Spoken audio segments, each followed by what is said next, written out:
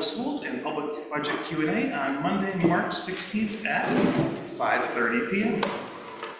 Roll call. We've got the entire Budget Committee plus some additional board members that haven't helped here to be here. Ms. Anybody Mercy, you can grab them, please. Public participation.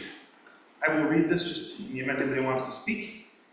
Public participation. Members of the public and staff may bring to the committee's attention information, ideas, or matters of concern related to all the duties and responsibilities of this committee. This committee will not allow comments regarding specific staff members or personal grievances. The time for individual remarks will be appointed according to the number of speakers and will be limited to 5 minutes per speaker under extent allowed by the chair, unless extended by the chair. We've got some people here. Maggie McGillicuddy. You got it. Come on down. I'm bringing a friend too. The next one is me too, so Great, more the merrier. we're together. Yeah. And this will be a Q&A format, so we will allow the board to respond to questions and concerns. All right. Good evening. My name is Maggie McGillicuddy. I live at 675 Heron Drive here in Torrington. I'm a THS parent and a teacher at Torrington High School. Matt Grenfell, I'm a teacher here at Torrington High School.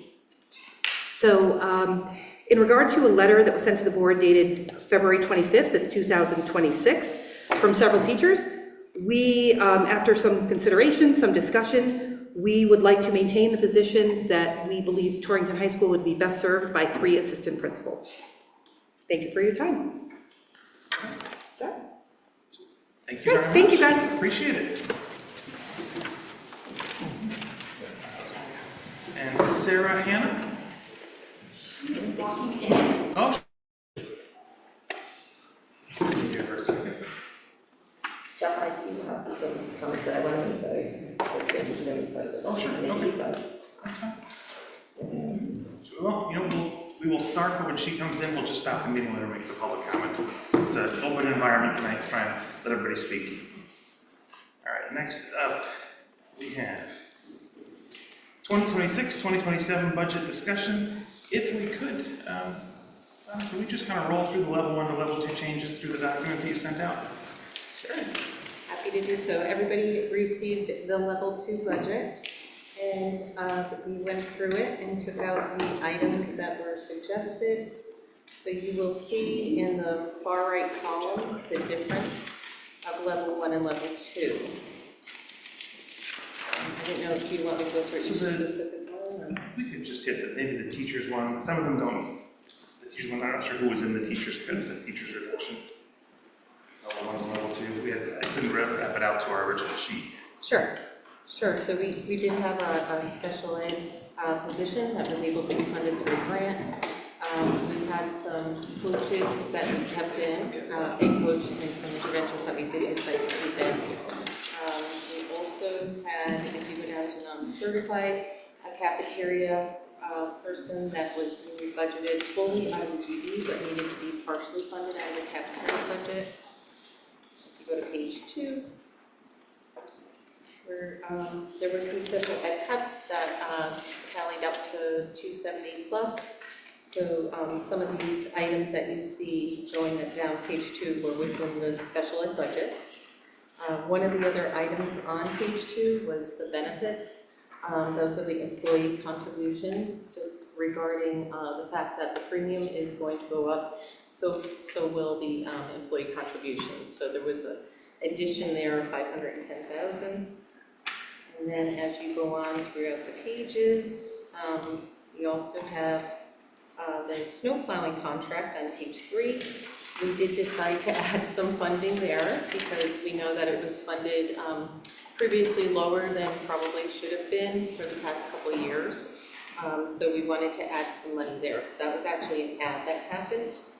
And then on page 4, you will see a very simple transaction happened with the licenses. There were some licenses that were being funded in Office of Teaching and Learning that needed to be actually coded towards technical services IT.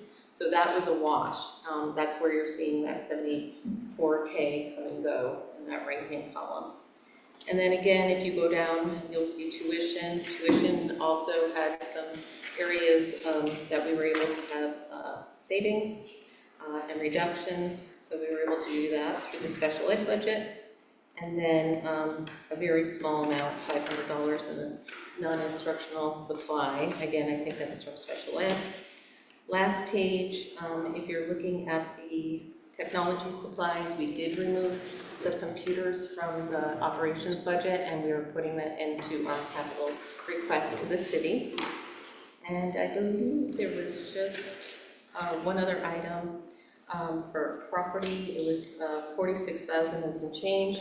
And again, that was for scoreboard and some bleachers that we originally had in the operations budget, but we're going to propose to the city to put that into the capital request. Great. I appreciate it very much.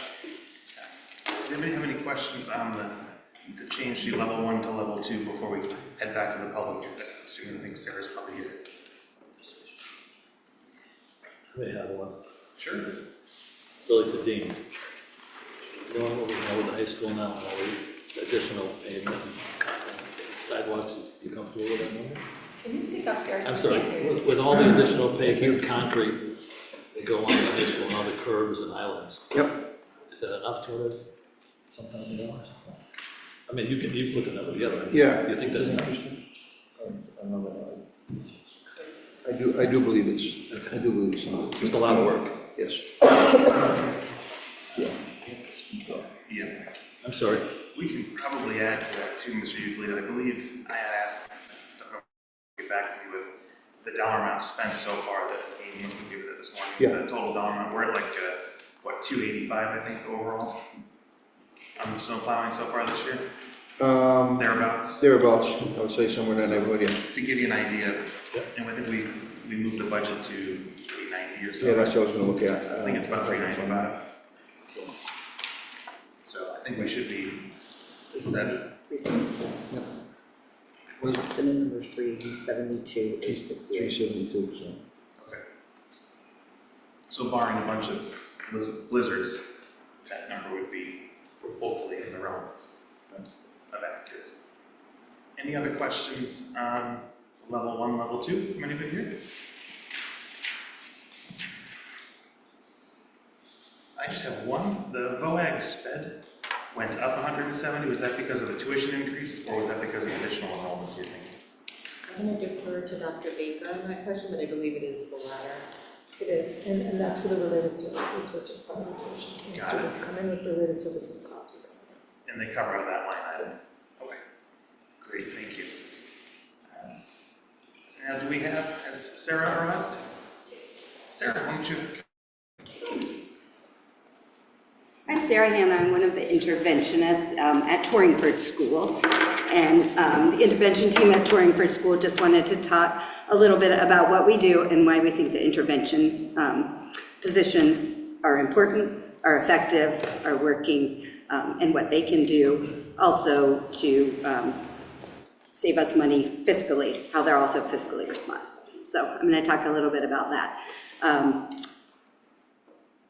First of all, I'm going to talk primarily about our elementary years, just because that's my area of expertise, but that does not mean that our math interventionists, our later interventionists, are not also very important. But the strong early literacy in the elementary years we find is highly correlated with later school achievement, graduation rates, and also adult productivity and adult economic capacity. Grade 3 in our world is kind of the time when learning flips from when we're learning to read to when we're reading to learn. So that marks a really important time for us. And children who at that point are below the benchmark literacy skills, it affects their ability to perform across all those disciplines, because at that point they're reading for social studies, they're reading for science, they need to read in order to do math. So we really focus on that early literacy where we are at Torrington. And also children who are behind at that point at the end of 3rd grade are 4 to 6 times more likely to drop out of school. So that's a big number. Early literacy skills are linked to reduced grade retention and reduced need for summer school attendance as well. So there's decades of research about this in our field, but a recent synthesis of just 12 of those studies found that significant lasting gains in reading skills are correlated with that later school achievement. Of course, that literacy intervention has to be effective, and here at Torrington, we feel like, and at across our Torrington schools, we feel like we have created a really highly effective, high-quality intervention program. Our program is very structured. It focuses on the areas of reading that are most likely to support increased future reading success, which are phonological processing and decoding. It includes continuous monitoring of progress and a structured series of check-in meetings to make sure that we are on the same page as the teachers to maximize the student success. All of these are the consistent markers in literature as high-quality intervention. Our team is very aware of this research. We've had book groups on books about this research, and we're consistently evaluating, revising our program to make sure that it's consistent with that research. I think you'll probably see a lot of data points that support that our program has been successful, so I'm gonna give you all this, but I will, in the interest of time, I will skip over that. What I'm going to say is that the good news is that supporting these high-quality literacy intervention programs has been proven time and time again to be cost-effective as well. Early literacy interventions reduce the need for special ed referrals, they reduce the need for grade retentions, they reduce the need for summer school attendance, and for long-term intensive remedial services, which are much more costly. In our district, the upper grades have moved to a system, I believe, where if a student fails a class, they must attend a summer school or repeat. And I feel like this has been very important to us to hold true to, but it's also very costly. So in that realm, we just wanted to put across that it's a very academically sound, of course, and the right thing to do for our students, but it's also fiscally responsible to continue supporting those positions in intervention. So in closing, early literacy intervention is one of the highest impact, most cost-effective investments a school can make to support academic achievement throughout the grades. It reduces those special education referrals, it reduces retention needs and summer school attendance needs. It strengthens academic outcomes across all subject areas and closes achievement gaps, especially for struggling readers and English learners. All of this, the benefits for our children and the cost benefit, has been extensively researched. And I just want to thank you all for being on the board. I know it's a volunteer position, and that you do it because of your dedication to the Torrington students and also your responsibility for the Torrington taxpayers. So I know you have a hard job to balance the needs of the children with the fiscal responsibility, but I feel like in this case, those two come together very nicely because this is good for our children, and it is also a fiscally responsible decision that saves the district money over the long term. Great, thank you very much. Thank you. I would say, I don't believe we didn't remove those positions in this level two, correct? Correct. Oh. They remained. They remain. So the purpose of this budget Well, now we process. know a lot about literacy intervention. Thank you all for listening. Even more, so they've got lots of documents. We all support that initiative. The board learned like a decade ago, I think the district court was around at that point, when we had to make some horrible cuts, and we saw what that impact that had on the students, the staff, and the families, and we saw what happened to the prevalency rate and a bunch of other things. So we certainly agree, and at this point, we're looking to submit the budget to the city that is what we need to run the district. So we'd asked for some, cuts that could be made, that things weren't being used or things we'd change directions on. And then the central office also said, hey, here are some additional things that if we really have to go to, we would have to go to, but that's not what we're actually doing at the moment. We appreciated all the suggestions to look at them all. And hopefully we never have to turn that page, right? That's the idea. Hopefully the city or ECS funding comes through and we don't have to worry about this. A lot of great ways to get out of this. But for now, those positions are not being removed from the budget. And if we have to cross that bridge at some point, obviously the discussion would continue. But we really appreciate you guys coming out to talk about it. Thank you. Is there anybody else who has a question or they want to, ask a question on the board? Feel free to raise your hand even if you're not on the list. Even as the night goes on, I may not see you immediately, but the idea of this Q&A is to allow the public. Sure. I'm Kaylee Blakesley. I'm a mom of two students in Torrington Public Schools, one at Torrington Intermediate School and one at Southwest School. I have a couple of questions, if you'll indulge me. My first question is, how much money from the property equipment allocation, $88,722, how much of that is earmarked for Torrington Intermediate School outdoor space? That I'd have to defer to. We don't, we can get it for you. We could get back to you on it. Can you just tell me exactly which line item? Sure, it's line items 5743 and 5744. It's for property and equipment, not instructional.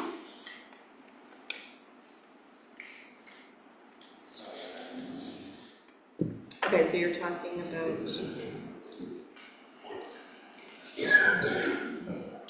Unless it's somewhere else that I didn't see. so I'm looking at 5743, you said? 5743 and 5744 total to 88,722. Oh, okay. I understand. And you're asking about the use of it towards what? Torrington Intermediate School playground or playscape equipment. So that would be a capital expense, if I'm not mistaken, right? That would be found, if you look at the capital budget or something. Has that been released yet? The capital budget has been released, and I believe it's on the board's agenda for this Wednesday. Okay, and so can you tell me where that money will be spent? Or like generally speaking, since it's not itemized? The capital list actually is itemized. No, I mean, just the equipment and the Oh, property. sure. Because it doesn't seem like it's landscaping, it doesn't seem like it's, Non-instructional supply would be anything to do with, some of the computer stuff, right? Some of the Yeah, spaces that you're we in could charge get back of. to you on that. okay, and then the budget doesn't include the $268,000 drip grant that you'll be receiving. Can you tell me, has that been allocated, or is there money for Torrington Intermediate School with that money? I believe that they're going to be using that for the chiller at Fort Torringford. So that is. Come again? protected. Chiller? Yeah, the chiller. For Torringford? A cooling system for sure. There's a failed cooling system in Torrington, correct? Just, okay, all of it? Yes, because Okay. the chiller unfortunately is more than that is allocated. Okay. And lastly, well, I have a couple more, hopefully you'll have time for me. There's an 85% increase for administrative travel. Is there a big trip planned? Because that seems like a lot of money, $74,000 for administrative travel. That line item is actually for contractual stipends that administrators get in their contract. Stipends to travel? Stipends for travel with their own personal vehicle. So that's, Is that it all? was not properly budgeted previously, and so now it's properly budgeted. Okay. $17,500 for clothing. Is that for teachers to dress more professionally? That is, Custodians. custodians have an allowance in their contract with the Okie dokie. And which school will see the social worker cut? There's a $130,000 cut for There was social not a worker? cut of a social worker, it's just salaries based on vacancies that we had the previous Okay. year that we rehired somebody at a lower salary the following year. Media specialists, no cuts? Same thing. No cuts for speech pathology? No. No cuts for arts, drama, music? No. There's actually an additional, isn't it? Because those are all in, Yeah. like, they're in the bracket negative, so that's just, But there was an addition in another stipend category, we actually covered this, Okay. but there was an addition in another stipend category that covered all of that, so there's a wash between the two stipend categories. okay. And the 5.45% increase in administrative salaries, is that to add a new administrator? Most of the salary increases are due to contractual obligations. But there is a proposal in the budget to add an additional administrative position. Where can you see a more itemized budget? Because I couldn't The find initial it. proposal has a Yes. school-by-school The view, what right? proposal? So the initial proposal presented by the superintendent, it is on the district's website. That has a school-by-school view of positions, line items, et cetera, as Couldn't well find as it. The district-wide. most recent copy would be available on the March 11th budget meeting. If you look in the. I missed a few meetings, but Yeah, you sorry can guys, also- I'm back. You can find the board's emails online, so if you want to write to Jeff and I, if you can't Happy find to send it, it we to can you. find it for you. Thank you. And again, I just want to say, I'm not giving up on TAS Playground, Playscape. You want to talk about bang for your buck, we'll talk about letting the kids go outside every day to get some fresh air. Less absences, higher achievement. This was a transition year. It's almost over. Kids going outside for recess once a month is not what we should be doing. So, thank you. Thank you very much. Sure, just not here.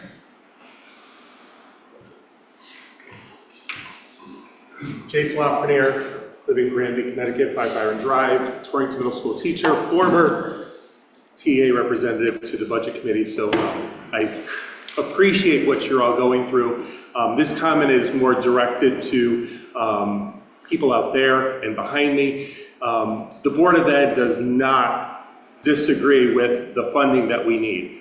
These conversations need to happen at the Board of Finance meeting.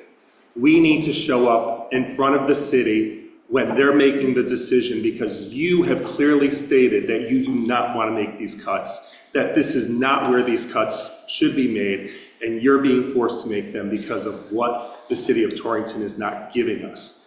And so I strongly encourage my colleagues and the taxpaying citizens of Torrington that if education is what you feel is important in this city, that they need to make sure that the Board of Finance and the Town Council is aware of what it is that you're wanting. My question is how much of this budget is due to what we haven't gotten in the past? And I think that would be a very eye-opening number to present to the public and to the Board of Finance, is how much are we having to supplement because we haven't gotten it in the past. And I had another question that's escaped my mind, so I'll come back if I need to. Thank you. Thank you very much.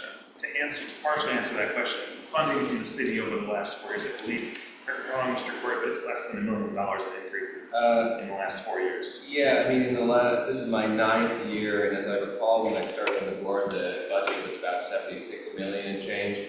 So over the last almost decade, we've gone up just under 2 million in appropriation from the city. Well, is that the city funding or is that the state funding? That's the city specifically. So we what have I'm 2 million talking with the about. city? Under. We were 76 and change when I started 9 years ago. But the city doesn't fund the 76. Is it, that's what this, The city funds the 76 minus the frozen ECS dollars, I think was about 28 million. So the city funds Get along. some. no, hold on, the local taxpayer That's what I meant, the local Right. taxpayer. pays Local less. taxpayers. The Correct, that's what I'm city getting. receives revenue in ECS Right. ostensibly to support education, but they're not actually obligated Right. to, it just offsets their cost of education. But So it the seems- local taxpayer pays, 50 million or so. Right.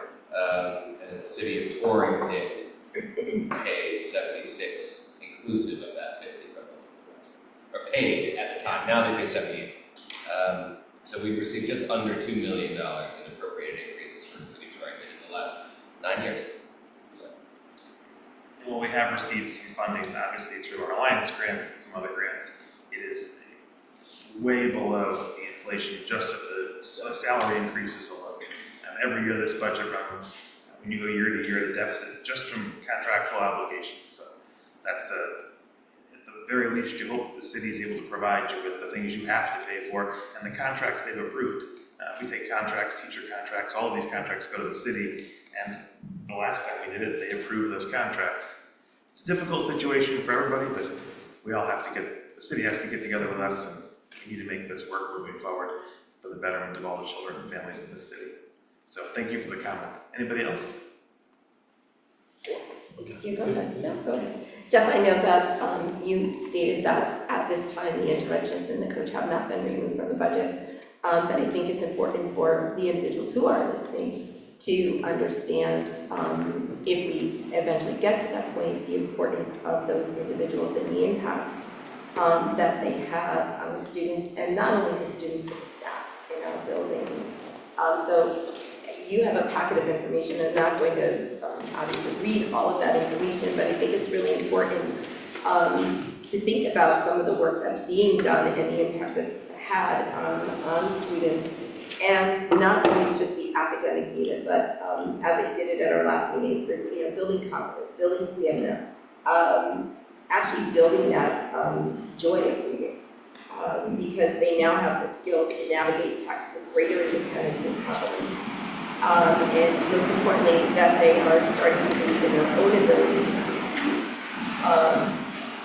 looking at just the data for my students that I worked with in the first 2 cycles, when you look at the DIMS growth from fall to winter, 25% of those students did well above average growth, 38% made above average growth, 25% made average growth, and 12% made below average growth. The intermediate school, Mr. Klein and Mr. Craig shared some information that's in your packet, but I think one of the critical things that they shared is that essentially the kids in intervention at the intermediate school are outpacing all students by a little bit in 8 weeks of intervention compared to 16 weeks of Tier 1 instruction. And it goes on to give some very specific indicators there that, a student that receives 2 rounds of math intervention in grade will increase their skills by 1.06 grade level. So I think that when, Sarah talks about what we're getting for the dollars that we're spending, those are really critical things to think about. And that we're targeting deficits, but we're bringing the students hopefully up to grade levels, to be able to access that grade level curriculums in their classrooms. And that one of the things that one of my colleagues wrote within your packet is that her group is a place for students who struggle in the class throughout the day to have a soft place to land for half an hour every day where they know they'll meet success at a level that's specifically designed to be appropriate for them and celebrating the growth that they made. And one of my little girls today, she was so annoyed with me because she was out here and I was in there. And I came out with another group and she's like waving at me and I was hyper-focused on the kids and there was a lot going on because Scott Haney was here and all the 3rd graders were here. And she gets a group later in the day, she goes, "You ignored me." And I'm like, no, I didn't ignore you, I waited. She goes, "I didn't see you and I was waiting to you." And the joy that you see on my kids' faces. One of my kindergartners last week goes, "I like you." And I said, "Oh, really? Did you not like me before the summer?" And I said, "Well, why do you like me now?" He goes, "Because I'm learning my letters and words with you." And, so I think when we talk about data is really, really important, but I think sometimes the things we can't capture in data are just as important. And our coaches put together some information for you and asked that I read just the impact summary to you. Instructional coaches play a critical role in improving teaching and learning across the district by providing job-embedded professional learning, supporting data-driven instruction, strengthening curriculum implementation, and helping teachers meet the diverse needs of students through coaching, co-teaching, co-planning, modeling instruction, facilitating professional learning communities, and analyzing student data with teachers and administrators. Instructional coaches help ensure consistent, high-quality instruction in every classroom. Instructional coaches also play a key role in supporting the implementation of major district curriculum initiatives, including the Benchmark Advanced Reading Program in grades K to 6 and the Illustrative Math Program in grades K to 8. In addition, they are essential partners in the ongoing work to revise and strengthen the district's social studies curriculum to align with the Connecticut social studies standards. During the 24-25 school year, the district lost 3 instructional coaching positions, significantly reducing the level of support available to teachers in the schools. The proposed budget includes the potential loss of 1 additional coaching position, which would leave the district with 4 fewer instructional coaches than in previous years. This reduction substantially limits the district's capacity to support instructional improvement, implement curriculum and academic initiatives with fidelity, and provide the sustained professional learning necessary to improve student outcomes. And they provided a lot of additional information. And I think it's important to note too, our interventionists also work closely with our classroom teachers and support them through the SST process, through things that we work on in their classroom, how to best meet those needs. So again, understanding that right now those positions continue to be in the budget, but the information that's been shared with you, I think is critical information to have if we come to a point where we have a conversation. So thank you. Thank you very much. Mr. Leader. I was gonna piggyback off Sarah, I'm sorry, I didn't hear her last name, but Yeah. if you recall, 8 years ago, we went to the city, I think it was 8 years, for more money to work on our sped allocation. And invest the money in these kinds of positions. I think if you look at the return on investment for these positions, I suspect that it shows that it's paid off quite a bit. I don't know the numbers, but I do know that we've learned over the years that those positions have saved us. I think, you might be able to answer better than me, but saved us an awful lot of money because of the efficiency, because some of the students that weren't, it wasn't necessary that they be in a classification that required more dollars allocated versus an interventionist or whatever else is required to take that student and spend the extra time with them. So we saw great results. In my personal opinion, I would think it would be a mistake for us to eliminate them as well, but I think it's fair to say that. So, but I think it's important as well. Can I tap onto that quickly? Because I think I remember exactly this conversation, Gary. At the time that you're speaking of, we used to say that special ed was the only game in town, right? And if a parent really was looking for, or a teacher, and Sandy will know this, right? There was really nowhere else to go because we didn't have sort of an incremental layer built in to help kids. So we had kids that were being funneled into special ed because of this. And I do think it's important to note that the students who are moving through in special ed now, who are going through the qualification process, are actually qualifying, meaning the students who are getting the support early enough so that they're able to fluidly go back into their coursework. The ones who are qualifying do need that support through special education, and those numbers consistently are rising nationally, but it's nice to have the support so that it is teased out prior to having to do all the testing, so I appreciate that. Hopefully the city can see the importance of those kinds of issues and maybe make some, take a good hard look at it when we go back and see what we need. I agree. Anybody else have anything else? Mr. Wilson, do you happen to have an update on health insurance? I do. Happy to report that the placeholder amount that we have put in the budget is actually an accurate number. A lot of hard work, countless hours, phone calls back and forth with Brown and Brown. We actually had a meeting today where that number has been confirmed and we are accurate with the placeholder amount provided that we keep all the coverage the same, nothing will change for teachers and any staff member, Anthem will still be the provider. However, we would have to enter into a self-funded collaborative, with the ACES collaborative, and potential for, because of the timing and when we would transfer, there would be a potential to see money to be put into a reserve. The reserve would stay separate, no part of the non-lapse reserve, totally separate reserve just for insurance purposes and insurance purposes only, that the board would vote on. So for example, if we were to, after 2 or 3 years, see $3.4 million in there, and the increases in insurance would go up, the board could make the decision to say, $2 million out of our reserve to offset the cost from the budgetary perspective. So it is actually phenomenal news. While it is still an increase, and we don't want to see an increase, I can tell you, I received an email over the weekend from the National Superintendent Group. I'm sure Sandy has heard from teachers across the country. This is a national problem with insurance, and the National Superintendent Organization is actually addressing this. However, by the time they address it, our budget will be long said and done. But for next year, moving forward, this is going to be addressed with all the major carriers across the country. So it's not a Connecticut problem, but I can tell you, and Donna can tell you from looking at numbers from other districts in Casbo, the increases are anywhere from 20 to 52%.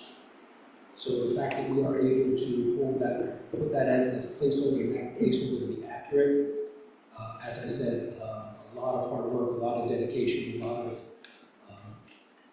hours spent with Brown and Brown and Brown and Brown, looking for every single possible option for Torrington Public Schools, as was I. And that's why this collaborative was mentioned, and that's why the conversation took place, and they were able to do that. So it is a great thing for Torrington, it's a great thing for us, and it also keeps our budget at a number that is, as Mr. Lafreniere said as well, a number that is indicative of the fact that we have not received the increases that we should have received, and this number puts us in line in way better shape than any other district that we've actually done research on. And I'm sure Sandy has worked out some of her friends as well. That number is extremely high. So the fact that we have an accurate placeholder is something that my team and I are very proud of. Excellent. Thank you very it's great. That collaborative and the extras is self-funding for a portion of this. That's correct. For all, and so it's a joint self-insurance organization, not dissimilar to an arrangement we could have had in the city, and it's not working now, where it's governed by a document that says, this is how we structure it, this is how your money is held, this is how we determine how much money we get back if you decide to withdraw from the collaboration. That's where I was going to go, is we're going to have that agreement that we never had. Right, and it's not a slush fund. I think it's important to emphasize what this program is talking about is, you always are told by your insurance consultant to overfund by anywhere between 5 and 20%, so that if your employees need expensive health care more so than you've anticipated, you have money to pay for. But over time, there tends to be the amount of money that is expended. Right. So we wouldn't be able to treat it like our other non-health reserves, we wouldn't be able to slush fund it, but it would exist to cover those potential unanticipated healthcare expenses. And we could, if it grows, use it to defray future healthcare costs. So I just think it's important that we're not creating a slush fund for ourselves. It's just how self-insurance works. So if at some point the self-insurance fund is running ahead, we can use some of that to offset premiums. Correct. Great, fantastic, nice work, everybody. Next on our list, anybody else have anything that they wanted to bring up? Sure. Just ask about the high school third assistant principal versus dean decision and what the situation is with that. And did what we're doing in mind. Sure. I can start, and then anyone from the team can join.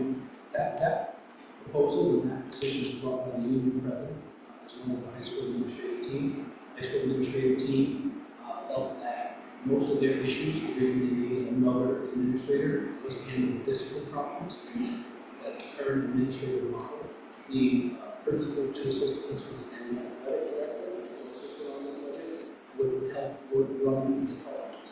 The issue, main issue was the discipline, whether assistant principals and principal handling the day-to-day disciplinary problems, which was so time consuming. Plus, their additions to working with teachers and getting in the classroom and doing activities. So they felt, and that's why it was brought to the table, that they can, if they brought the dean position back to handle all the discipline, then the principal, the two APs, and the new athletic director will be able to work with the departments more efficiently, more effectively, be able to get in the classrooms with evaluations. And when that was pitched to us at central office, we agreed, and we thought that was a great idea, being that the discipline numbers was what was holding them back. So that's exactly why the decision was made to not fill, and for that position had not been filled this year for personnel reasons, but that wasn't the reason that it was taken out. The reason was because of union president as well as high school administrators feeling that they were able to do it this year without it, and they felt that if we were able to bring someone in just to do discipline, that it would work. Okay, so prior to this year, Okay, I'm sorry, did you have something? I'm sorry, the only thing I wanted to add was I think there has just been a little bit of confusion, and the high school principal and I have gone back and forth with the job description. And the job description of the dean, they can handle all levels of discipline that any admin can handle. So they won't be handling just lower level discipline. And I think that was said, and I just wanted to clarify that the administrative dean is a member of the administrators union and can handle any level of discipline that any administrator in the building can handle. So there's no exclusion on that. They wouldn't be just handling lower level, they would be handling anything that an AP could handle. So, just to clarify that. okay, so what I'm trying to grasp is, so up until this year, we had 3 APs, and my personal opinion, extremely effective APs. And then we had to move somebody to pass, which was fine. So this is coming as a request from the union and the administration. The high school administration. But it seems we have some opposition to that point. So I want to make sure that, this is being vetted correctly. Yeah, so again, the high school administrative team brought it forward for consideration. I know there has been some conflicting pieces, and I respect everybody's opinions, but just did want to clarify that because I heard that several times that the administrative dean could only handle the lower level discipline, and I think, again, because of the addition of the athletic director, I think that was the reason why it was thought that it would actually create more efficiency within the building. And Kristen, I think when you are referencing union, they're talking about the admin union, they're not talking about. Correct. Admin unions. Am I correct? So you're not So- dealing with administrative positions. No, no, not enough on that plate, James. Recently, it might be worth noting that, if I recall, I may be wrong, I think we used to have 3 assistant principals and a dean. That's right. Right. And I would be content to return to that. I don't need to. No, I'm just, I think the confusion is that the high school principal is also the admin president, right? Because that's really the confusion, right? It is, those meetings, you said, essential law. I just told you. really need you guys to speak up. Essential law is agreed with the recommendation of high school because they were the ones that were really ill, and that was their need to have someone to handle this. right, I just want to make a point that I do believe that, unfortunately, I think teachers in general, that the profession is underpaid and overworked. And I do want to make sure that they're not, more is not being put on them as a result of this change. Absolutely. Yeah, I feel like this would create less cumbersome for the teacher, because they would have one person to go to for that piece, but then there would be somebody, so I feel like it would be less. Sorry,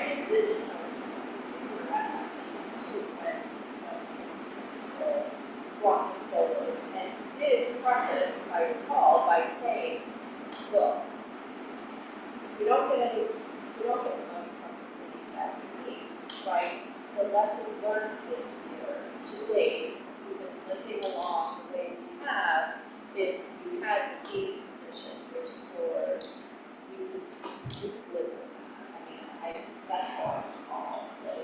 And particularly because of the addition of the athletic director, Right. being able to take on the evaluation of the PE and the health and handling all the components of scheduling of the things with the complex and all of those components that position would take on, they felt like that would make things more efficient. So a dean can do more than an AP? I want to make sure. A dean can do the same as an AP, the only difference is really that they don't work over the summer. That's the only difference. They can handle all the things, like I said, or kids that they do.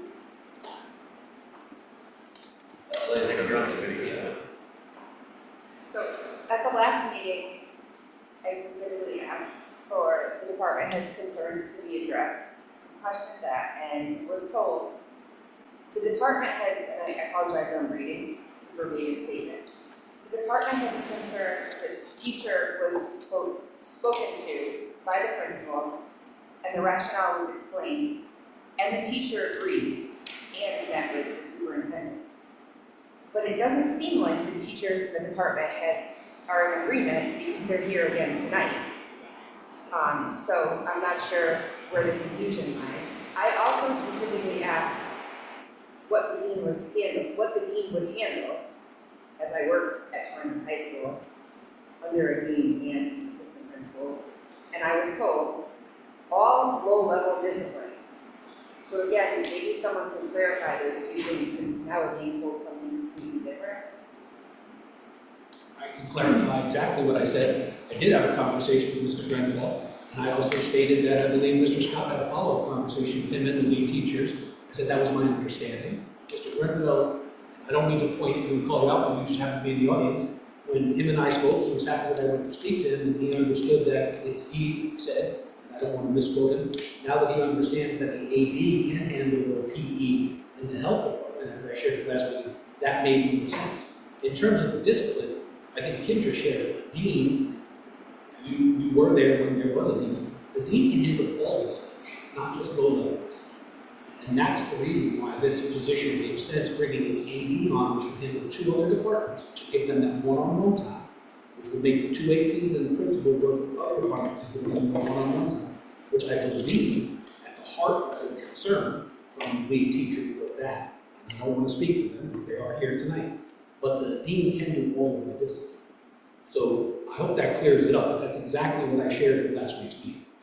It was shared that they understand now and they're in agreement, but it doesn't seem that that's. I don't know why they came back this evening. I can tell you, I had a conversation, is what I shared, and I know, I said I think that Mr. Stott had a follow-up conversation. So it sounds like a dean can do the same, can fulfill the same roles as an assistant principal, but with the limitation that they're over the course of 10 months. It would also seem that the structure may be a little, so while they may be able to do anything that an assistant principal can do, the structure of it may be different. If I accurately summarize this. Beautifully spoken, yes. The job descriptions are also different. I mean, I think it's you're playing a dangerous game with a group of unionized people when you start saying one of them who gets paid $30,000 less can do the exact same things as the ones who get paid $130,000 more. That is a dangerous game to play with unionized people with codified job descriptions. So if they're not actually doing the same things, I don't think we should be saying that. Okay. Their job descriptions are actually the same, it's just the 10 months. They have They're everything precisely in the there. same. It's just we've chosen to use them for discipline primarily, but they do have it in their evaluation. It's the job description that we agreed on when they were added. So they are the exact same? Yes, other than the 10-month schedule, yes, and Mr. Scott and I have spoken about this. That's not the intention here. The intention is that it will be primarily for discipline, but if we needed them to evaluate a certified staff member, they could. It's in their job description. So, I guess I kind of cut you off, but if you're going to give me the floor, Jeff. Look, I think some of this conversation is a little bit superfluous because the people that we're talking about having conversations with and writing letters are sitting here, so we could just ask them. But but before we do, I just want to say what I think here is that we ought to just, to Ms. Ferguson's idea here, we should just restore the AP position to the budget and add a dean, because it sounds like, to me, that's probably what is actually desirable. And then if we have to return to this issue and discuss whether we may be able to live without an AP, we could. But this isn't the point of the budget where I think we ought to be doing that. If we think it's productive for our outcomes, we should just add a dean. I'm fine with that, right? If people are saying this would work out great, we would add an administrator who can focus on discipline without taking away an AP, I'm happy to submit that in our budget. Anybody else have anything they want to add on this? Joe? Yes. Just make a quick point. Just as a district over the last couple of years, we've made great strides with discipline and holding our students accountable for their actions, as well as, making sure that the staff was supported. So I just want to make sure that we continue in that direction. And at this point in the budget, or whatever this committee decides, it's going to go to the full board for approval, and then the city's going to have their input on it. We will all sit at a table like this again and make, hopefully not, but we may have to make these hard decisions. Anything that doesn't happen today may have to happen later, obviously. I'll ask the committee, or Mr. Euclid. And it'll be up to your committee to make that decision. I wasn't sure Mrs. Ferguson was, I'm confused. Did you? I was building on what she said. I wasn't saying that she said what I was saying. Okay. To make it clear. Thanks. Up to your committee. Committee members? Yeah. Anyone know? You want to leave it as is? You want to add the? That's what we make it 3 assistant principals and a dean. Yeah, I agree with that suggestion of 3 assistant. Okay. Then we will add that one back for now. And at some point in the future, if it has to change, it has to change. Is that get moved to the full board for a full board vote? Yeah, look, well, the whole budget will move to the full board. Yeah. Well, I'll speak my piece. I would rather take the opinion of the superintendent and his team of what they developed. I mean, if the dean can accomplish it with 2 assistant principals and the budget allows, then we can, instead of having another assistant principal, those salaries can be used elsewhere. I mean, if they can manage the building with 2 assistant principals, a principal, and a dean, why add another administrator? Mr. Euclid, I would go with their opinion as well, the assistant superintendent. But we have to debate it at the Board of Ed meetings. Sure. I guess the other question we can ask is, you guys all go through various departments. I know we start right with a budget that has a bunch of stuff, and then we go to a level 2. Is that how you guys do it internally as well? Your departments all get together and? That's correct. So was the change a result of, hey, this is what we need to do, here's what we would love to have, and now, at least in everybody else, here's what we'd love to have, and then the reality sets in, right? We have to sharpen our pencils and come together with a budget that you and your cabinet feel comfortable submitting, right? That's pretty much how you guys do it, right? Yes and no, but once again, this is, I think, what Assistant Superintendent Ferguson was saying, and I certainly don't want to put words in their mouth. That was the exact pitch that came from the high school administration. They said by bringing the AD on with those departments under that person, he or she, and bringing the dean on to handle the discipline, then the building could run efficiently as it has this year. Was anyone happy? Just like we weren't happy bringing 13 cuts to you. Yeah. But I think that pitch came loud and clear, and that's why when we as a cabinet sat down and said, okay, Torrington High School, intermediate school, what stuck and what stood on there, that's what stuck, and that's why it was presented in the budget. It was never an edict from central office to eliminate. It was a thoughtful approach, because we ask our administrators to be thoughtful and fiscally responsible, as opposed to coming in and asking for it all. They come in and ask for what is needed. So the fact that the high school came in and asked for what is needed and thinking that they could do the job with what it is, that's exactly how it came to be, and that's why it was on the first iteration and not one of the potentials. No. So please correct me if I'm wrong. No, that's exactly what I was trying to say, that, and Michael just said it, I'm just gonna say it not as eloquently, because I think what we charged the administrators with prior to coming forward with their initial budget presentation was, look, it's gonna be another rough year. Please, please, please. It's gotta be the leanest budget you can bring forward. So everybody right, rose to that challenge and came forward, and the high school principal came forward and said, look, in that spirit, right, of knowing that we will potentially not be able to have the money to afford the Cadillac. What we've learned this year, or what we're learning this year, is that we may be able to make this work. We will probably be able to make this work if we could have the dean. Again, would they love to have all of them? Yes, but that's not where we are, that's not reality. That was my impression. Kim, you were there. Yes. Yeah. That's clear. We just submit that it very well could be our reality, and that we ought to do it. There are, forgive me, but something like just shy of 1,200 students at the high school, is that right?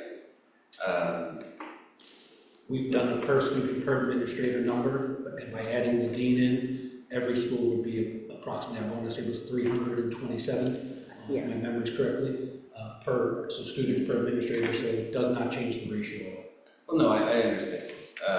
But, so, how many APs are there at the middle school?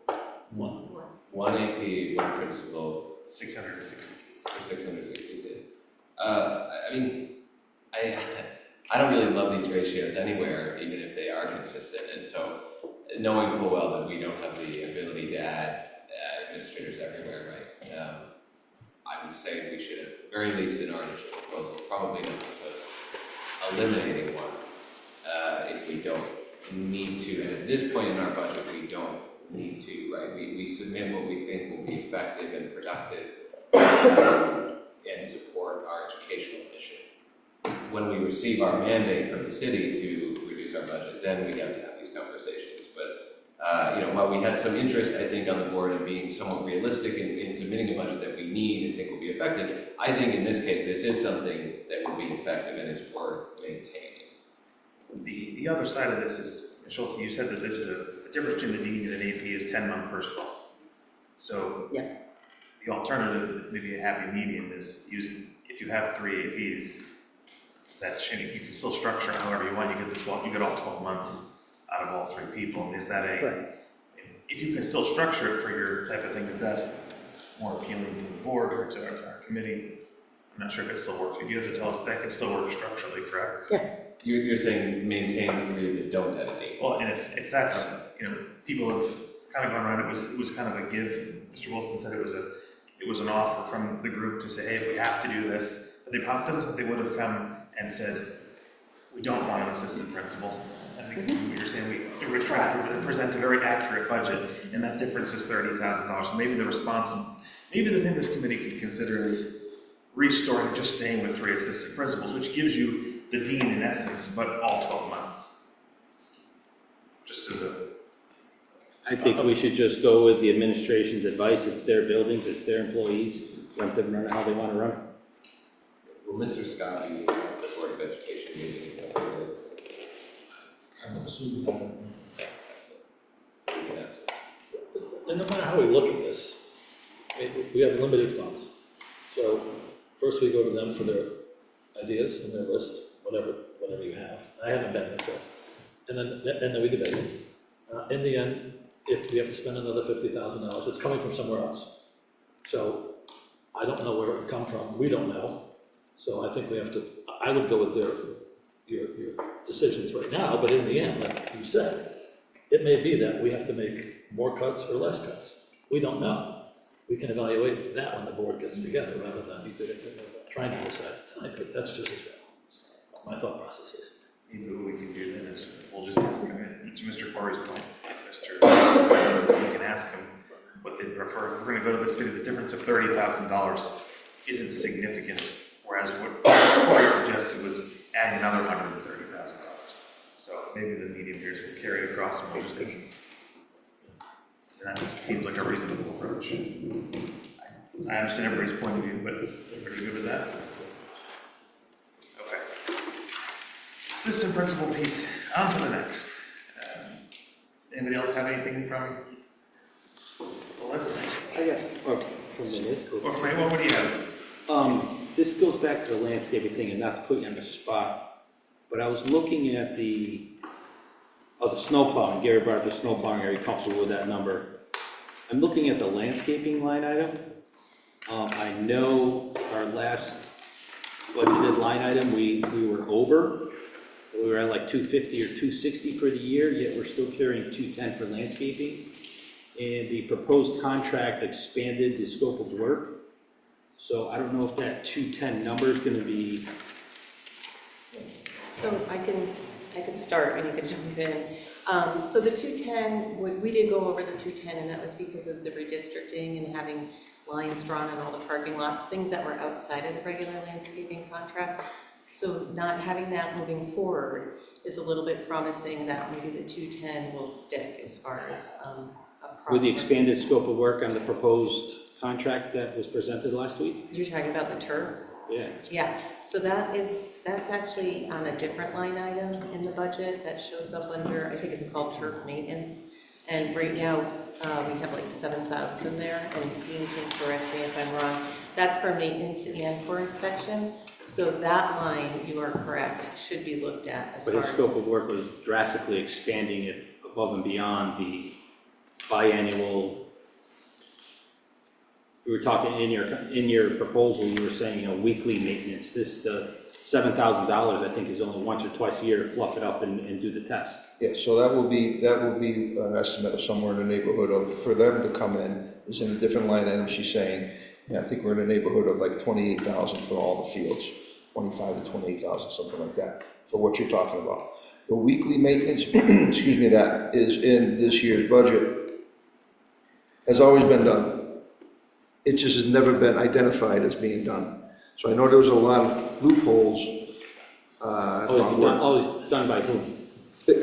So our current landscaper has been on those fields doing the stuff that I wrote down for weekly maintenance. It's just identified on there so there's no gray areas on what the new bids includes. The additional scope of work, I agree with you, is the additional fields we have. So the additional turf that we have, the 6 acres, whatever it is, or 4 acres additional of that we have, because it's in acres, right?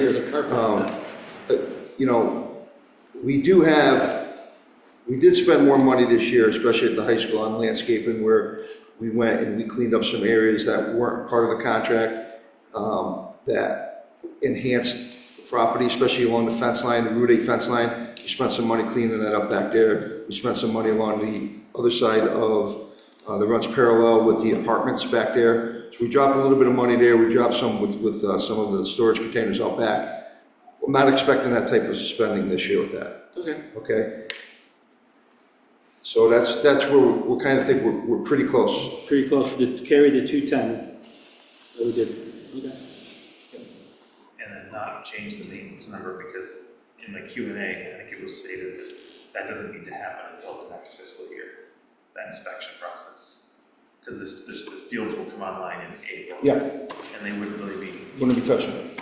or at least until that next off-season summer or The fall. weekly stuff, you still have to do. So the stuff that Mr. Berger's talking about, yeah, that's got to be done as soon as we get on the field. That's ours. Okay, and you're proposing we still outsource that versus do it internally? Absolutely. Well, the annual maintenance contract in your proposed budget is still at 7,000. So if it's going to increase to 30,000, Yep.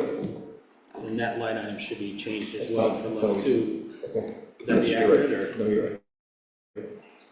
Mr. Berger, that maintenance line item, to my understanding, is the inspection by field turf, and they come out and check the deflection rate. Yeah, and that's they what he do just the- explained. He explained that if that may increase to 30,000, there'll be additional fee. Yeah, in the following budget year, because the fields don't come online until the end of April, and you would do it at the first inspection would be at the 1 year mark, correct? You gotta do it annually if they come on in April. No, it's done twice a year. Okay. So there may be a difference in there. I would need a calendar for me right now. I'm sorry to kind of I pinpoint just when know that is. what Mr. Malongo had mentioned in our last meeting, but you would be the authority on this, you guys would know. Yeah, so they wouldn't do the spring one, right, but they would come back and do the fall one, because it's done twice a year. If we were on the field for summer, spring and summer and fall, then they would come in and do the fall, I would think at this point. But again, it all depends when we get the field too, so that's why it's tough to go out to bid now, to be honest So with we you. don't get it till July 1. and it takes Because care we're of it. not in there, yeah, Right, yeah. and we don't have it. You don't want to cross your fingers for that one. And I have one question for, I'm not sure where this would fall in.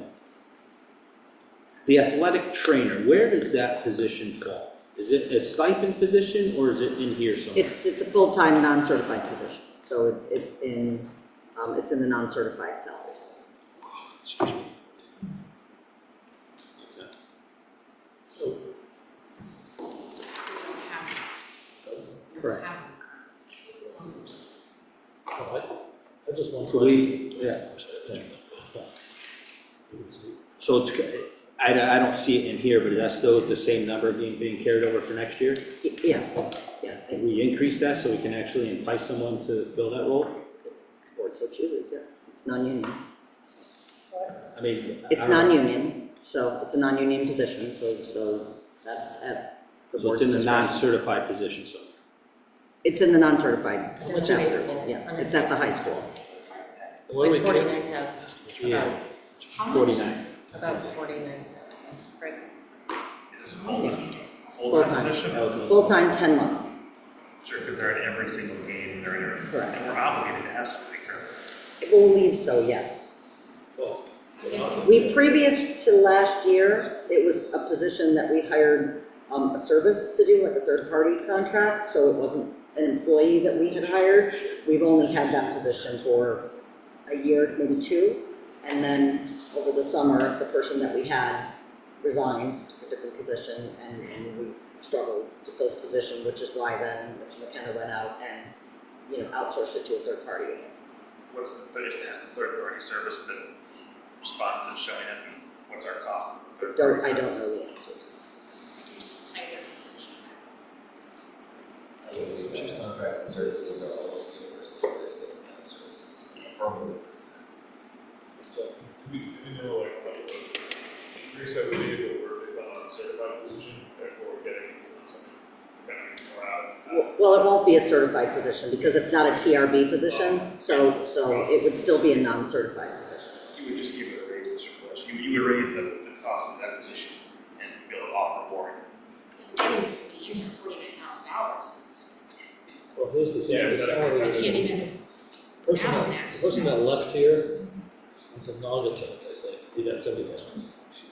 That's the going rate. We're at risk of not having one, if somebody gets hurt, it's a serious problem for the school itself. So you have very There needs to be a trainer at all games, all activities. Without one, we expose ourselves to serious risk. And yes, 49,000 is low. I wasn't gonna say anything about, we can talk at the overall meetings, but I do know that the fellow that was here before left from August for 79,000. So that's probably the going rate. So to underestimate it is probably not a good idea. Because we need something, you know, and I don't, they may be ineffective, I'm not sure, I believe you, I don't know. Yeah, but. Schultz, are we not getting applicants for the position? We're not. I do believe the salary is low. I was told a different number that the person got. I was not, I was told it was 55. No. So, and was also told it was a different district. It wasn't, because the district that I got the reference for, and their salary was lower than that. I do believe our salary is low. So, yes, I don't, that is not the average salary that I've seen for the postings. I think 75 is a little high, but that's just my opinion. Do you have resources available to you? You can see what the average is in the state. I can have that information for Wednesday if you'd like, So yeah. why don't we do that for Wednesday? Sure. To find what that average is. I have a totally different question, finish that Yeah, so maybe we can do that. Yes, I can do that for you. And I don't know if through there you find that, like the raise, if it were to be a certified employee, therefore giving them a raise, a more qualified person, I don't know if that, like, if we were to increase the current salary for the current position, therefore make it more competitive, maybe then you can blend the two, therefore, you're going to anyway, hire someone with more qualifications, maybe just get more out of it to begin with. I think they all have to have the same qualifications, and it's not a job that would qualify for TRB no matter what, so, yes. Certified versus non-certified is in that particular role, that person just has to do how we Person still has to have a coaching permit, has to have the credentials, they're just not qualified for TRB, that's the difference between certified and non-certified. Is your question about the trend? Yes, it's a little comment. Just to clarify, I had heard the person left, it was quoted $7,100. Say that again, I'm sorry. $12,000. Okay. Yes, 61. Yes, that might be a little closer. I didn't Yeah. hear that it was. I think there's some. I did not hear it was that high, and I've not seen any postings even close to that amount. But I do believe our salary is low for sure. I think that's why we're not getting it. Well, the market will tell us, we'll find out when we get there. I'm sure. All right. Sadie, for your next question. Okay, so one of the questions I had asked, I had sent to Mr. Wilson, was regarding stipends, and when that was just mentioned, brought to mind.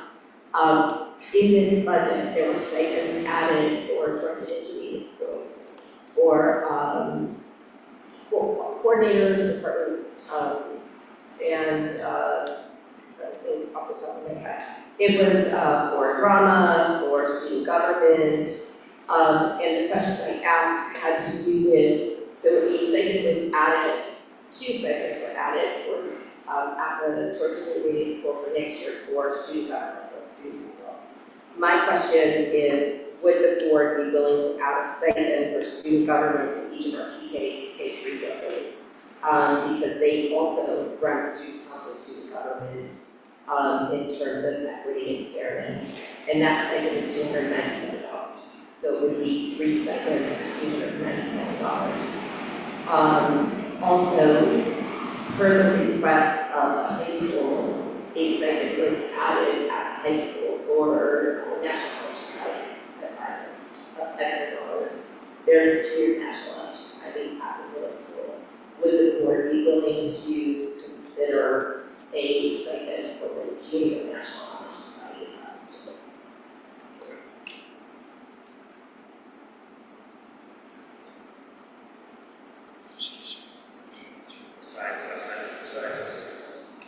Besides us that hasn't been asked, is there a reason we didn't do it for everybody? We have positions already, they already exist. And they've been volunteering to do them, but if we're putting funding for stipend in at the intermediate school, I would like to see that for elementary schools.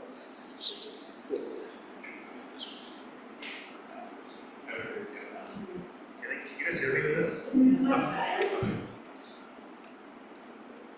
Last thing, does anybody else have anything on that? Central office have anything on that? Yeah, well, the number for the honor society? $500 for the house. Yes, we're looking at $1,400. To make it fair.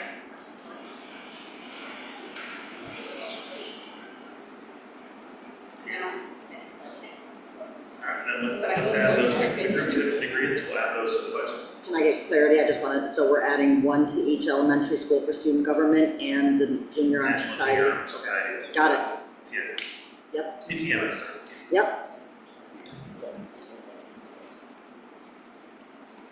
Anybody else has other budget questions or things to add? Ms. Lewis? Good. Starts off well, Last meeting we spoke about the AE position, and I appreciate your clarification on your situation. I've been looking at the numbers, and if we have half less teacher, are we cutting any classes that may be less attended or other health and PE electives? So I think what she's asking is, I asked the question last time, and I probably didn't ask it entirely in its completion. I said, are we gonna lose any PE sections? What Ms. Slay was asking is, are we gonna lose any health sections? Because I know PE covers both of them. So there's three less, a half a PE teacher would cover three or four periods, correct? Three periods. So what are we doing to fill those three sections? Are we removing three sections of attended items or?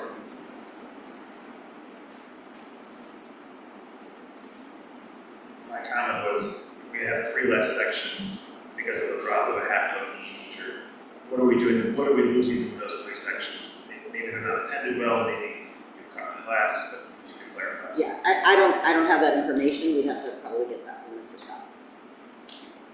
Okay, can we have that for Wednesday? Sure. Follow? No, that's it. Thank you for getting me the information. Yeah, just on that same topic, I think if we are going to lose, say, health sections, we're going to lose the PE sections right now, it would make sense to me to just add the other half of that position back. Again, because at this point, we have to think about what we actually need, what will be effective and productive, not necessarily what we think we will sell. That's a couple of months from now. So Central Office can get us the answer to that question on Wednesday, we can decide as a board here to add it or change it. Does that work? Anybody else here have any questions? I've got a couple, but anybody else have anything they want to bring up? Anybody in the crowd? I just asked one question. Has there been talk from city council or from the mayor on exactly what she's looking for budgets to come in at? I know in the past, this is a new mayor. I know in the past that we've been told we're looking for 0% increase.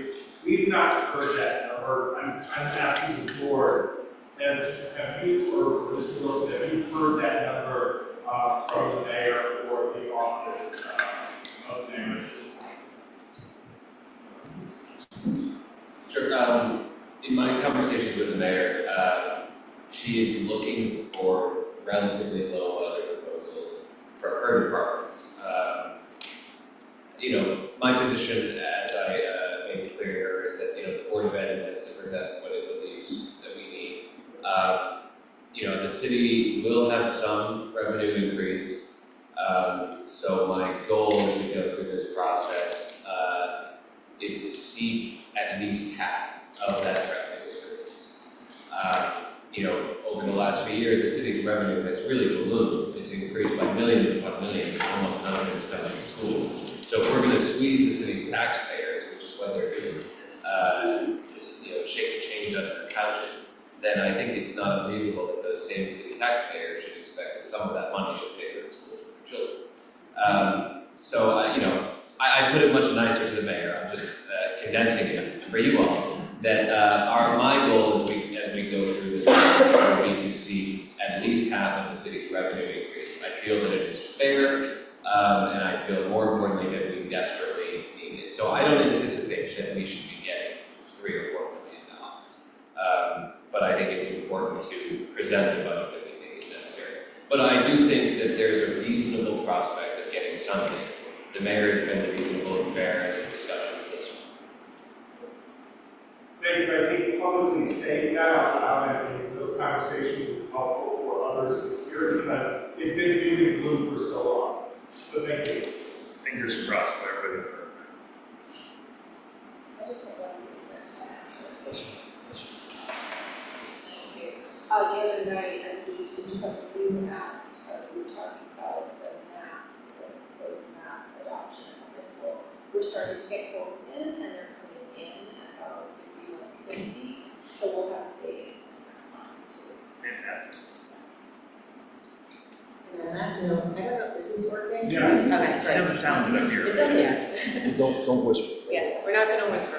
I was just gonna give some data, a data point, what Mr. Corey was saying earlier, that we did do an analysis over the past 8 years, and if you average what our increase was, it's a little less than 1%. It's 0.86% over the past 8 years. So I just wanted to put that out there.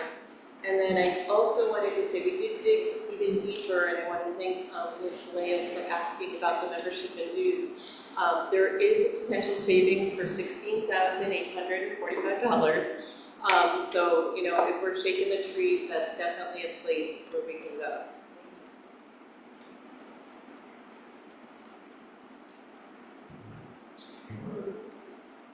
I have a question about the teacher residency program. Now, this could be my poor memory. Was this something we had to do as a part of Alliance? Or there was some program for internships, there was, I can't remember what it was called, but there was one program we had to offer as a part of the Alliance. Was this not it? Nice.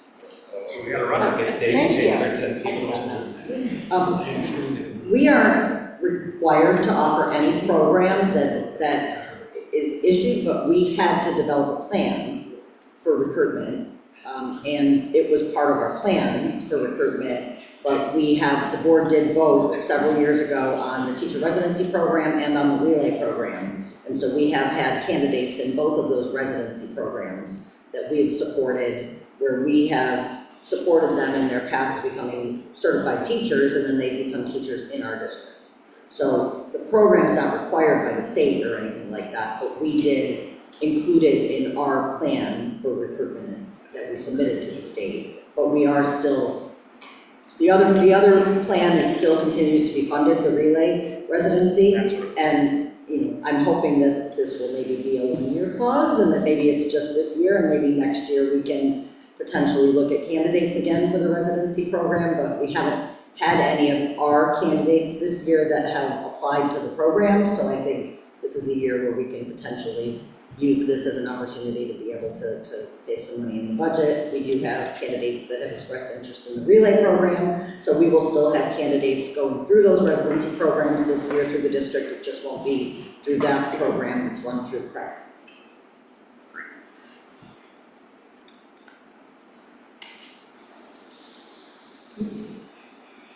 One last question was we're moving a food service secretary into the grant. Sorry, here, I'll get up this time. What you said earlier. The position is currently funded partially out of food service and partially out of GB because the position is split between finance and food service.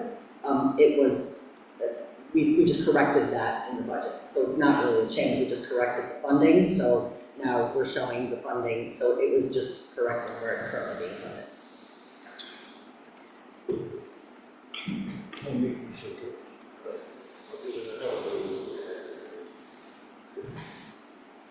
Okay, beyond that, my other question was, my last question, you guys did a great job answering all the questions before I got to ask them tonight, so thank you. The last question was just on the IT tech that we're cutting. Are we going to move that one back into GB, or what are we planning on doing with the IT tech? Because it was not included on the list, the IT tech will go back in. No, I'm saying the one that we have out of the cafeteria. That is totally separate, that is still remaining in the cafeteria. That's from a food service perspective, that is not from a Board of Education's perspective, that is a food service perspective. The tech on here, that will go back in the budgets that you made the decision not to. Okay, do we have somebody in that level 2 now? No. It's open. Okay, Mr. Cody, question? Maybe so. Yeah, hold on, so we're talking about the cafeteria budget, something about not an ordinance purview, what are we talking about? This, that is the ordinance purview. And I just want to make sure that we all appreciate that. Clarifying Mr. Paul's question, that there was an IT position hired by food services. Food services, as the board is well aware, is a separate entity. While they're in-house food services, that is a separate entity, so the food service made a decision to hire a technician to benefit from the food service program. That was the question in the last meeting. The issue on here is a different tech that is not really filled, that will be filled. But from a food service perspective, to answer Mr. Paul's question, that person currently resides in food service. And we're in the federal government. Could I have a point of order, please? I think this topic is outside the agenda. It's just about the budget and positions, right? It's Jeff's decision as the chair whether it's in order. So I'll allow my other question. Thank you. But the only, if you guys have got it all sorted out and state and federal government are good with it, That's what I was saying. that's fine. I just wanted to make sure per our last conversation that we were good on this stuff. Okay. All right. Any other questions on the budget for tonight? Yeah, or, so I didn't watch the video or wasn't privy to the discussion, so forgive me on that part, but I did review some of the documents. There's a substantial amount of money saved. Budget. My understanding, and tell me if I'm wrong, is that we're only allowed to carry a certain amount of surplus in that line. So what is the plan? Where we're going? I know that you guys have ambitions for lots of equipment and new programs, so I guess while we're on topic of money moving around, what do we? Point of information. Is the food service budget the budget of the Board of Ed? It's not my meeting, but parliamentarily, that would not be in order of information as I have the floor, Mr. Berger. I missed that, what was that? Jeff can't just say point of information and cut me off. Like a short version of what I just said. Well, for the sake of us all trying to work together, let's just figure out what the question is first. And Yeah, get to I'm the happy bottom to of repeat it. the question, but I'm not going to be cut off. No, I understand. My question is very simple. There's only a certain amount of money that we're allowed to carry in this account, as everybody agrees.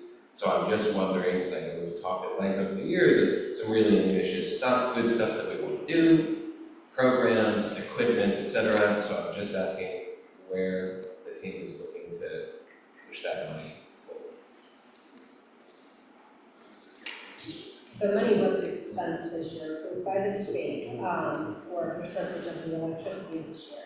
So the excess funds that I have had with, the state, my financial report I file every end of year, has already been expensed. So it will bring me into a threshold where I need to be at the end of the year. We are on track to spend every dime that I claim to the state that will be spent. The IT position was approved by my state rep, as well as the electricity. So, for the sake of clarity, going forward, so, oh, I'm sorry, oh, yes, I did. Shh. So for the sake of clarity, I don't have to go through this next year. When the cafeteria, if there is an excess, how does that, does it get addressed by us? Is that something that you work to reconcile? And I'm curious, where does it lie? And is that typically your purview? Because I don't know. I work with Donna and the superintendent at the end of the year every year. And I have to submit everything I do to the state of Connecticut, which governs everything I do. So all my financial paperwork is within the state's website. I do use New World, but at the end of the year, if there is that excess balance, I have to submit a proposal on how I'm spending that. And that is always discussed with the director of finance and the superintendent on how we're going to move forward to eliminate this expense. So if there's a surplus, you can use it yourself, or can can you transfer it over? Or is it simply something that sustains the cafeteria? There are allowable expenses which are indirect or direct. So it can be for the certain items, the electricity, the utilities, the garbage, because that is related to my program. There are stretches in the program but they make sense. They make perfect sense for the program. Just because it wasn't done in the past doesn't mean it can't be done moving forward. So I'm not questioning that. I'm not Yeah. familiar with it, so just from my own sake. Yep. So next year, we can, Yep, so everything I do, I mean, I will say the past, I've been in the bookkeeper position, now the director for 8 years.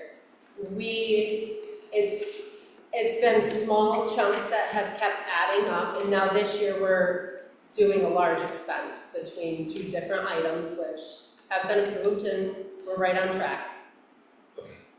You mind me asking what they are, or no? You don't? I'm just curious. I A don't- percentage of the electricity for the district and the IT technician, which we need big time. You're welcome. We'll know next year.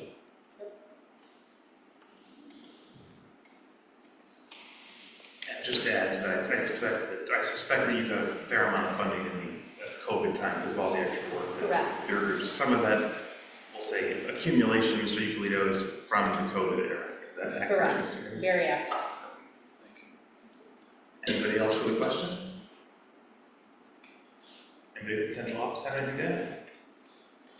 Anybody in the crowd have a question before we take our next steps? Will you answer my question on Wednesday, or is it closed question and answer? So if I can't find the number in the budget for TIS playground, will you answer my question on Wednesday? Or is today the only day to answer questions? So I don't have that capital budget in front of me. Yeah, I looked at it already and there's nothing I was in gonna say, there. I don't think it's in the capital plan. It's just Right. the answer to the It would question. be a capital question. If it's not in the capital plan, then it's, Then the answer is it $0? would be $0. So is this board interested in improving the playground and the playscape area at TIS, or should I put my energy and effort elsewhere? Mr. Euclid? Is there, what are we speaking about? What are we talking about in terms of dollars? Because. Zero. No, What do you mean, I what? meant the cost of this. Well, I mean, I could tell you what I think. I know the principal, Mr. Klein, wrote a grant for about $18,000 that was supposed to be matched by the district last year, is that correct? Was a Fit Together grant? And if he was awarded it, we would have matched it? Is that correct, Ms.? I think it was the match was coming from another grant, Okay, so that's not the $36,000. GD. But, so right now, no one has told me, like, this is what it will cost and this is why we can't afford it. If you give me a number, I'll get the parents we'll start fundraising on the PTO, but all I get is go to the next meeting, or I'll look at it in my leisure or silence. I believe that, I'm not aware of the dollar amount for TIS, but I believe that the Vogel Wetmore, when they used the ESSER grant, I believe that's correct.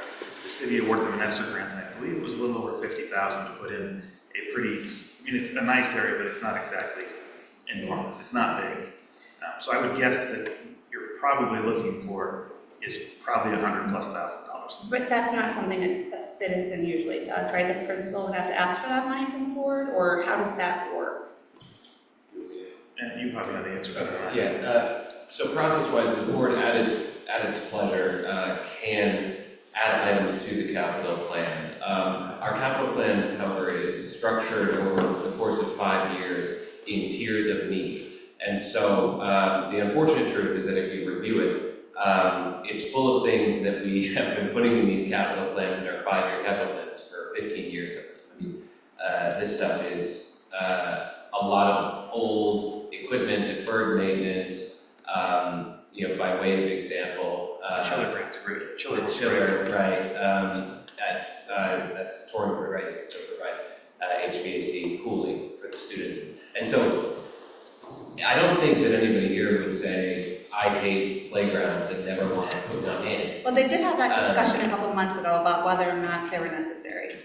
Well, okay, let me put it this way, I'll speak for myself. I don't think that playgrounds are bad, and I would love to have an extra $150,000 put into them. But the unfortunate truth is that even our capital plan of our absolute most desperate needs goes unfunded year over year by the city of Torrington. And so it's not that it's impossible to put this in the capital plan, It's that the amount of money allocated for capital versus the tremendous need of these ancient buildings makes it so that, quite frankly, in my humble opinion, we're just in the unfortunate position that playgrounds go pretty low on the list. Now, that's not to say that we can't pursue grants for them, and I think that's, you know, something that Donna routinely does, right? Because we pursued grants for some of the others around the district. So, you know, by all means, I think it's reasonable to pursue grants for that, but my opinion would be that the board just lacks the ability to put it into its capital plan at this time. I'll just add that I believe most of the last playgrounds have actually been grant funded. As much as this board would love to say, here's $250,000 and let's do it, there are, the last couple of years, if you go back and look at city budgets, we have received $0 for capital. So the money we were able to spend this year on capital is a reclass of money that we actually funded on our own for a turf field replacement over the course of some years. So the money that's being used to spend on these emergency repairs, chillers, a portion of the roof of the TIS that, as you're well aware, still leaks. So some of these things we haven't had the funding to do, we haven't gotten from the city. We have been able to use money that we actually funded on our own. So yes, we certainly would all love to encourage the grant process, but I only speak for myself. I don't know where we would find the $150,000 out of capital and GB with the city not presenting us with those funds. If I might continue the discussion. Yeah. If I might just continue the discussion very briefly. You know, if folks in the community are looking for like at least an approximate estimate of what it may cost to do this, so that they can look into some private fundraising. I mean, there are some pretty affluent people in Torrington may be able to help. How much effort is it on the part of your team here to just put together a rough estimate of a cost, to give them that number and say, this is what we think it's going to cost for you to fundraise? It's in the works. Okay, all right, so it's in, he said it's in the works, so it's in process, so we're looking to come up with this number so that if people in our community are feeling inspired, they can raise some money. Thank you very much. Would it be fair, Mr. Rugolo, to have maybe that number for our next, for the next facility meeting? I don't know, it's in our playground guys' hands right now. Gotcha. So we looked at the site when there was 3 feet of snow on there, and it's kind of, we're looking around at a few different locations, and with Mr. Klein was there with me, and we kind of went over a few different options, and he'll give you some options on, you know, the Cadillac or the Volkswagen, or somewhere in between. Nothing wrong with VWs, by the way. Just, We're looking for a Toyota or a Honda. But, I'll speak louder. I think if you could bring the parents to the Board of Ed meetings at City Hall, as many as you can. When is that? Well, I don't know if it's It's very hard to find information on the yeah, website. it's not been scheduled yet, but you have to bring people in because nobody shows up. Oh, respectfully, it's during dinner time and we have young children. I mean, we're trying our best. We're here. No, We're here. but we can't make that, we can't, We can't make money. you have to do it. I They mean, have to Mama- do it. I have to make money.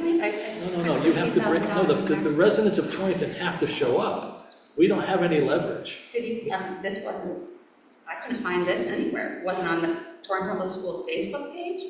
I think This it's on- meeting? It was sent out via parents for an email. I didn't get it. Did you get it? No.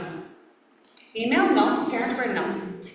But Do you're, you want parents' help or not? I mean, I'm This just, doesn't have to be This complicated. doesn't, we're trying to all get along here. But don't put it on us. If you, no, I'm not don't putting put it it on on you. us. We're asking for parents to show up at these board of Not you. finance meetings and explain the importance of what you're asking for. How, Right. Because we're asked to do a budget with bare bones.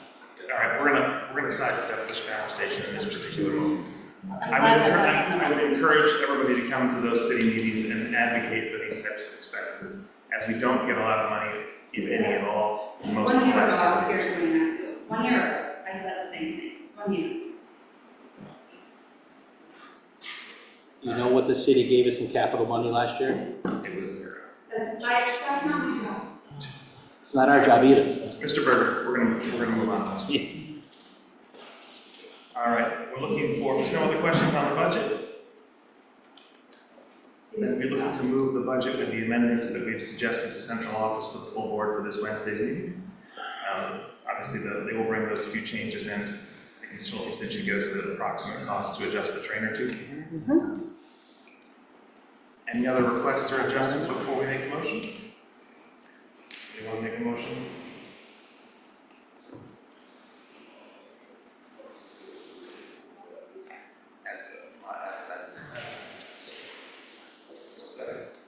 All those in favor? Aye, anybody opposed? All right, we will send this to the full board. Comments for the good of the order. We'll start down. Ms. Nance?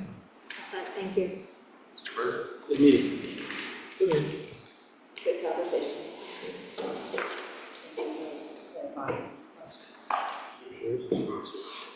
Thank you. Good meeting, thank you. Thank you.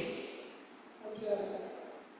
Good meeting, and I'm happy to put my grant writer hat on and help with any kind of community projects, so please reach out. Yes. Good meeting. Good job with the insurance, So just as the last comment of the night, I want to thank all the public who did come out tonight for this meeting. It's important to have your conversation and your participation. It's great to see you all here. Hopefully you got some of the answers you were looking for. The ones we couldn't get you, I'm sorry. But beyond that, thank you to the central office team for all your hard work, for the great news on the insurance, Mr. Wilson, and just the team's effort overall. This has been a couple weeks in the making. We appreciate everybody showing up every night and working hard on it. So we'll see you all on